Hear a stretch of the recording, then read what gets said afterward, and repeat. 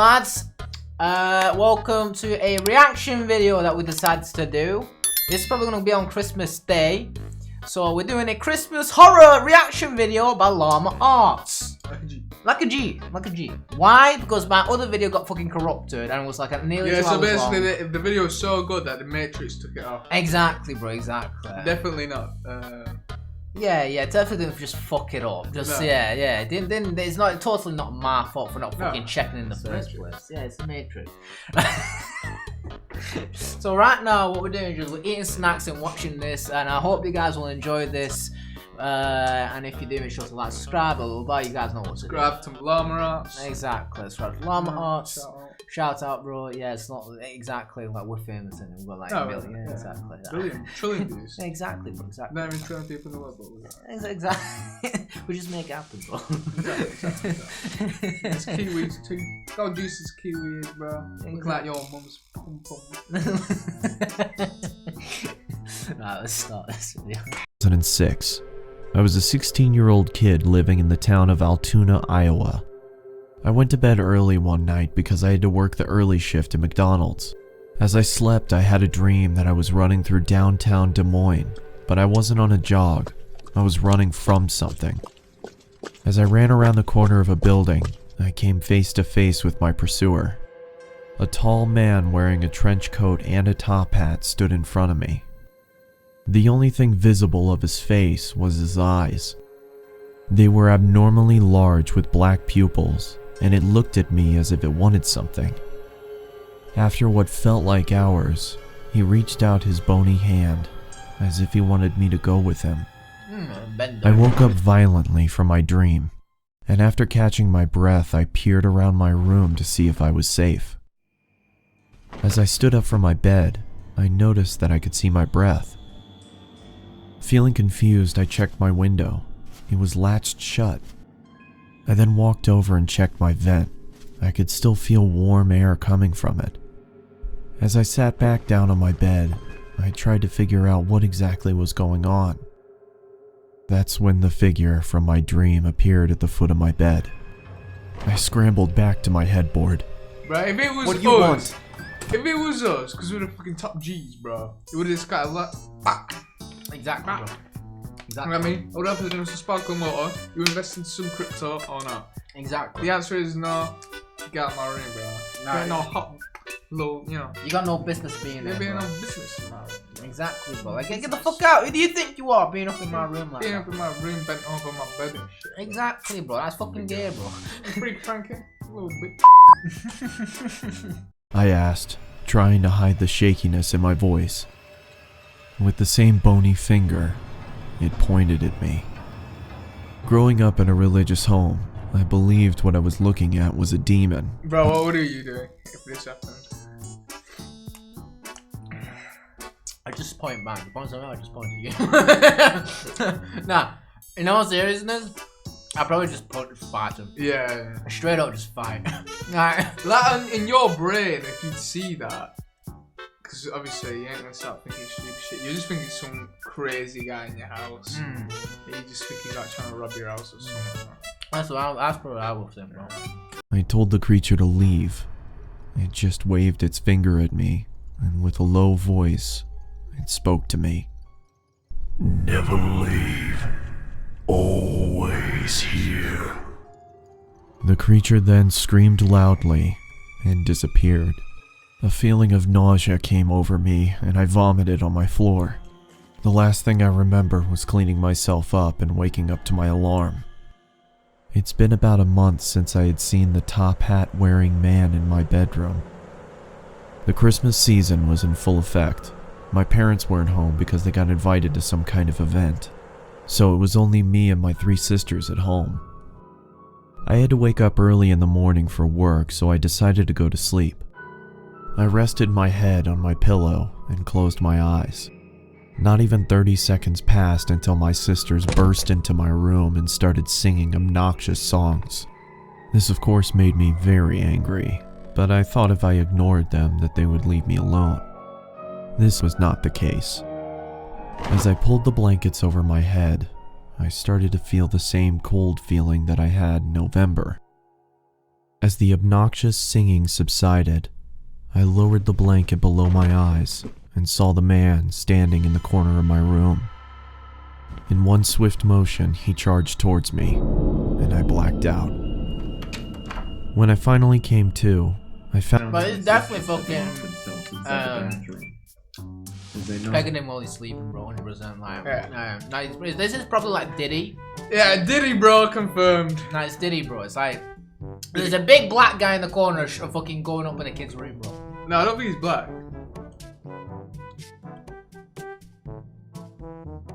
No, but look at his hands, bro, and his eyes. He's Alaskan. He's got that Alaskan. Jimmy Savile. Jeffrey Epstein. Jeffrey Epstein. Jimmy Savile and Diddy. All had a threesome.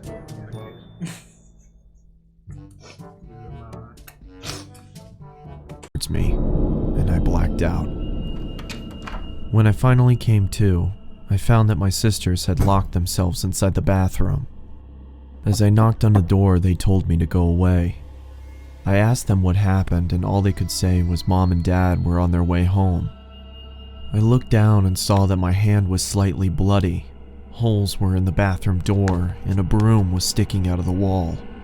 I then walked into the living room and found that there were knives stuck into the wall as well. The same wave of nausea passed over me, just like in November, and I threw up again. As I was cleaning up, my parents walked through the door. My father immediately walked over to me and gave me a good beating. Then he sent me to my room. I went to bed crying, not from the beating. I was crying because of the confusion.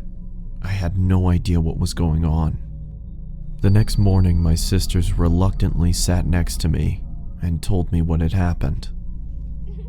They said I got angry and chased them down and tried to hurt them. They said my eyes were red to the point where they thought I was bleeding from them. They said I sounded like a different person. In 2011, that was the last time I saw the top hat wearing man. I just moved into a new apartment, and after a long, stressful day of unpacking, I took a shower and got ready for bed.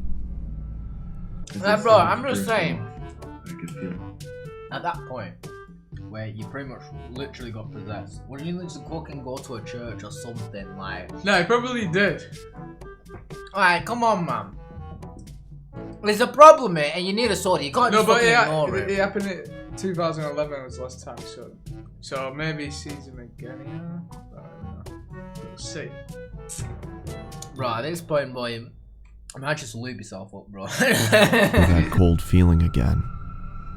I lifted my head and saw the man standing in front of me. The man's eyes were red now. With a low voice, just like on that November night, it looked at me and said, Never leave. Always here.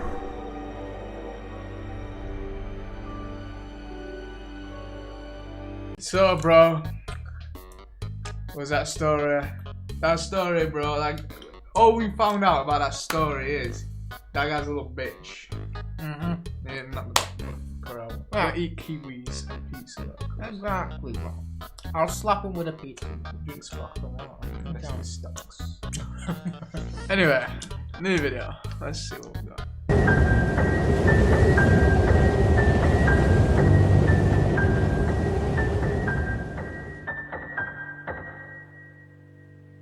Last year on Christmas Eve, I was working late.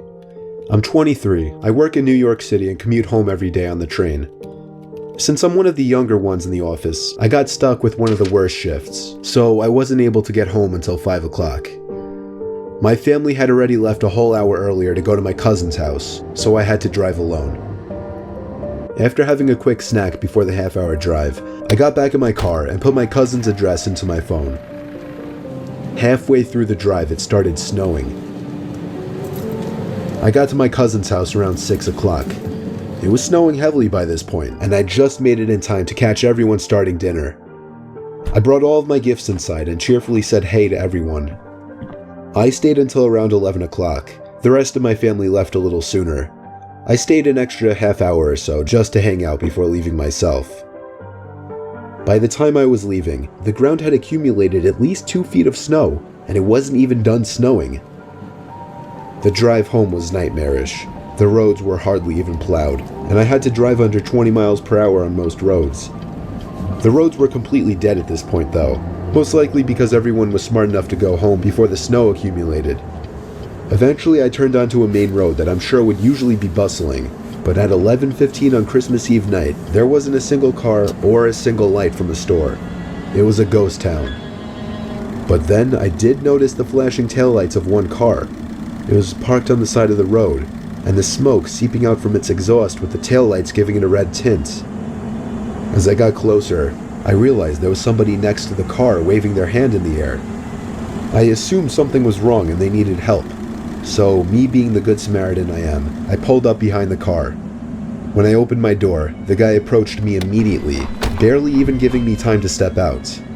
He was an average-sized man, probably 5'10", 180 pounds. He spoke in a very demanding voice. Asking me if I know anything about fixing an engine. Interesting.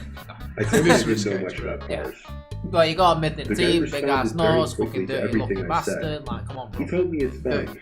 It's the type of guy to ship you for a cigarette. Popped open his trunk, came back out, and told me to just wait by the trunk for a second. I had no idea what he wanted me to do. I was really confused. He walked over to the front of his car, and I heard him open the hood. I couldn't see anything he was doing since the trunk was blocking my view, and the loud wind of the snowstorm overpowered any small noises he might have been making. I put my hand on the back of the car and leaned my body in anticipation, when suddenly I heard 3 or 4 quick and aggressive footsteps in the snow behind me before I was pushed into the trunk. The man tried to close the trunk on me, but I kicked my feet up in resistance and held it up. I was able to overpower him and kick the trunk open completely. As I took advantage of the few seconds I had to get out of the trunk, I took out my keys. He tried to grab me now, and I dug my house key right into his neck.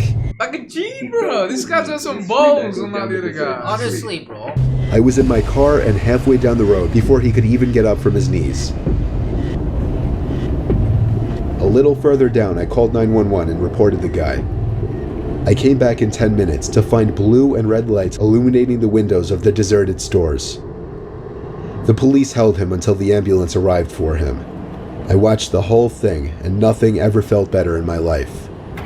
I got home safely half an hour later and told my family everything. I was still very shaken that Christmas, and this remains possibly the most horrific thing I've ever experienced. Yeah, they got kidnapped, bro. Fucking hell, bro. I know what that guy was gonna do to him. This is scary shit, kind of. Kind of, probably just like drug addict or something. Yeah. Bro, fucking going insane. Tyler. Christmas horror story. This story took place about 5 years ago on Christmas Eve night. It was around 1 in the morning, and I had just finished placing presents under the tree. I went upstairs to brush up and everything, then came back downstairs to the kitchen to get a glass of water before bed. My son Jake, who was 4 at the time, was standing by the stairs leading to the basement. I asked him what he was doing up so late. He pointed down the stairs and said, "Santa." I picked him up and carried him back to his room. I took a glass of water and went to bed. I woke up around an hour later to my son running down the hall outside my room. I sighed and got out of bed. As I was going down the stairs, I saw Jake by the tree looking at presents. Then he ran past me into the basement stairs again. He pointed down the stairs again. This time I looked down the stairwell, and my heart dropped as I saw a black figure sitting on the bottom step. I almost screamed, but I somehow held it in. I pulled my son quietly away from the basement door and closer to the front door of the house. I moved my hand away from my son's mouth to reach for the lock in the doorknob. I tried to pull the door open as quietly as possible, but it was pointless. The squeaky hinges let out the usual ear-piercing screeches, and I cringed in my mouth and eyes as I did. Suddenly, there were heavy stomps coming from up the basement stairs. I screamed and pushed open the storm door and practically threw Jake outside. I shut both doors behind us and we ran to the neighbor's house. I rang the doorbell as fast as possible, probably 30 times before they answered. After that, we went inside and stayed there and waited for the police. Whoever that person was gone though, as determined after the police conducted a thorough investigation of the house. I ended up lying to Jake, telling him that actually was Santa Claus, but a few years later, he remembered the incident and became a little more wise to what actually happened.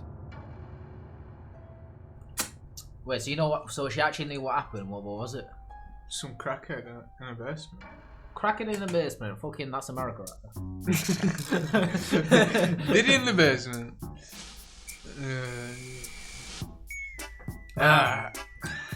Hope you guys enjoyed the video. Chris, have a good Christmas. You know, that was a Christmas video. And maybe a Happy New Year's also if we don't have a video also. Yeah. 2025, invest in Bitcoin. Invest in Donkey Style. Exactly. Great. Yeah. Next video probably for that. Probably, yeah. Oh! GTA 5 modern. Let us know what you want, guys. Yeah.